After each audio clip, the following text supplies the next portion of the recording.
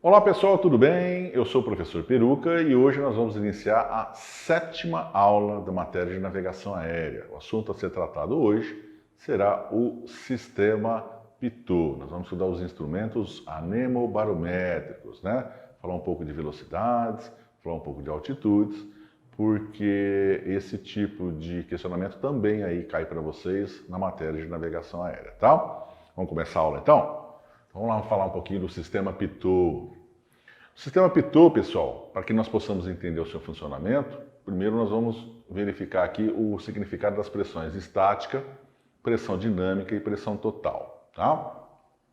Então, pressão estática é aquela que não depende do movimento do fluido, tal como a pressão do ar num pneu, a pressão atmosférica, etc. Já a pressão dinâmica é aquela provocada pelo impacto do ar e depende do vento. Ela é calculada pela seguinte fórmula, que deve ser memorizada.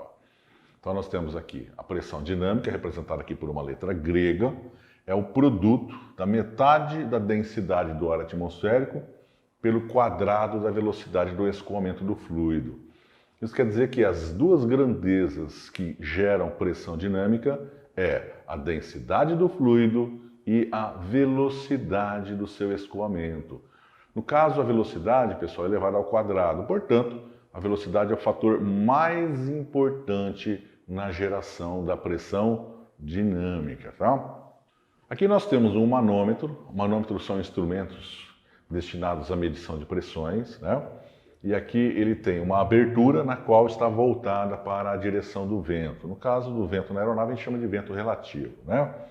Então o vento sopra dentro desse orifício e o resultado é que esse vento entra para dentro do instrumento e faz aí então pressão sobre cápsulas ali instaladas, denominadas de cápsulas aneroides. Essas cápsulas então, elas sofrem uma dilatação e como resultado disso, ela vai movimentar um ponteiro e o ponteiro vai indicar então o valor de uma pressão.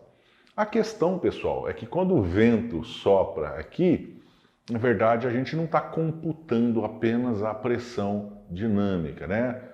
De acordo com o teorema de Bernoulli, ele diz que sempre que há geração de pressão dinâmica, a pressão estática ela não cessa, ela continua existindo. Portanto, aquilo que entra aqui no tubo do instrumento é o que a gente chama de pressão total, é o que nós vamos ver aqui embaixo, ó, que é a soma das duas, a estática e a dinâmica. Então, o manômetro acima, ele recebe a pressão total, porque a pressão estática ela não cessa quando surge a pressão dinâmica. Sistema Pitot estático, pessoal, é um sistema que vai ser utilizado então justamente para captar essas pressões do lado externo da aeronave e fornecer essas pressões para o funcionamento de alguns instrumentos no painel, tá? Então a gente vai começar a estudar um pouquinho. Vamos lá. Sistema Pitot estático é o sistema destinado a captar e distribuir as pressões estática e total aos instrumentos que as utilizam. Aqui nós temos uma imagem representando o sistema como um todo, né? Na parte aqui da esquerda a gente vê um tubo chamado de tubo de Pitot. Esse tubo normalmente é instalado embaixo das asas das aeronaves de pequeno porte e nas aeronaves maiores, né, nos jatos, aí ele é instalado junto ao nariz, na lateral, na parte frontal do avião. Então esse tubo aqui, ele é por onde entra o ar em movimento, portanto entra aqui pressão total. Essa pressão total, quando ela entra pelo tubo, através de uma tubulação, essa pressão vai ser enviada para um instrumento, que é o nosso velocímetro. Apenas o velocímetro faz uso dessa pressão total, tá? Os outros instrumentos aqui colocados na lateral, que é o variômetro e o altímetro, eles irão usar apenas a pressão estática do sistema Pitot, tá?